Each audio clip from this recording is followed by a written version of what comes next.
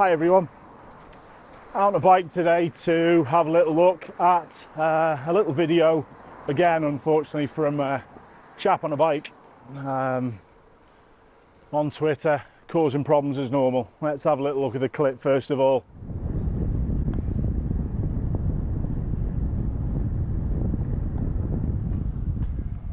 Oh, come on, you can pull in. Sake. Selfish. What's your first thoughts on that?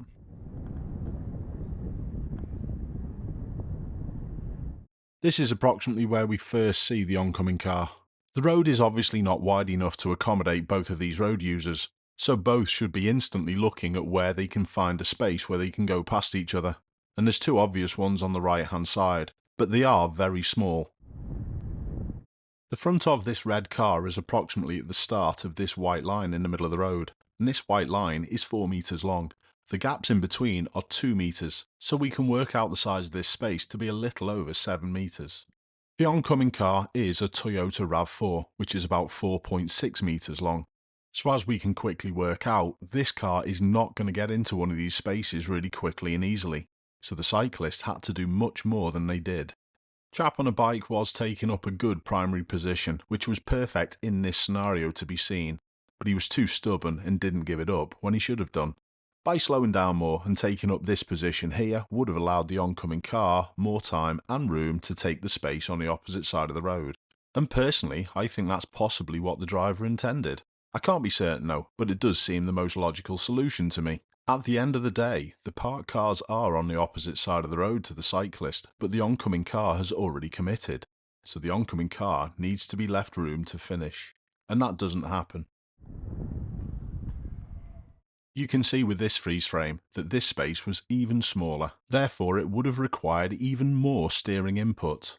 The speed that the cyclist approached didn't give the driver enough time to go into this space. Chap on a bike reduced the options for this situation to be fixed, and I think they did it purposefully because they thought they had priority, and they didn't. Oh, come on, you can pull in. Sake. Selfish. I also think it's quite comical that the insults aimed at the motorists were exactly what chap on a bike should be saying to himself. This is also a real thing, and it's called psychological projection. Look it up. So, meeting situations are something that a lot of road users get wrong. And the main thing that was the problem in this clip was that chap on a bike, as normal, just blasted and ploughed into a situation thinking that he had priority, and he didn't. I'm going to explain why. The parked cars were on the opposite side of the road, but the problem was that the car from the opposite direction had already moved out round the parked cars and had nowhere to go for a fair bit. So they should be allowed to continue. It's not just on which side of the road the cars are parked has priority, and that's the main mistake that people often make. What chap on a bike should have done, should have held back and allowed the vehicle to pull into one of the spaces on the left side. I don't think they were going to be honest. But it was what should have happened. The situation arose where the car from the opposite direction saw a chap on a bike. Now what should have happened here? That's okay, he did all right, he slowed it right down. Cheers, buddy. Yeah, chap on a bike should have held back, and doing what I'm doing here. Have a little look. I'm allowing these vehicles into this space. I know this space on my right is way bigger, but that's exactly what chap on a bike should have done with the vehicles from the opposite side. But instead, he ploughed on into the problem. Now, if people have committed, you need to let them finish. You need to let them a way out of the situation. It's not all about cars on my side, it's not my problem, and ploughing into it. And that's unfortunately, again, what chap on a bike is very good at. So I've got priority here, have I? My side of the road was clear. And look, just by slow and early, It creates no issue, and people can just get on with the day in the quickest possible situation. You're all right, buddy? Look at that reaction. Cheers, buddy. There you go. Chap on a bike. Even from that on its own, you've got a lot to learn. But it is commonplace. It's not just cyclists.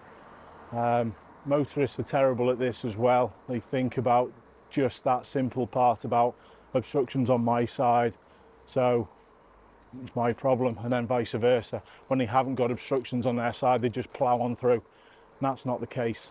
So plan things out a little bit. It's all about flow for everyone. Not actually that complicated, but again, because there's that many people creating content, going into problems and making it an event, I effectively get my content.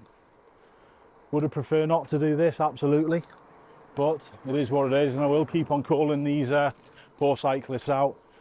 And don't forget, it's not me just having to go at cyclists. I still keep on having to explain this because people are really dumb. They don't get that a cycling channel is going to tell cyclists where they could have done better. But I'll still keep on doing it because I want cyclists to be safer. There you go. There you go. Look at that. Easiest for flow. Rather than me take more time to go around the front of them, risking them coming off the brake pedal and sliding into me, just hold back. It protects yourself. The roads are a nicer place, and honestly, if you don't do that, it just shows you how poor you are. Keep safe, everyone. I'll see you soon.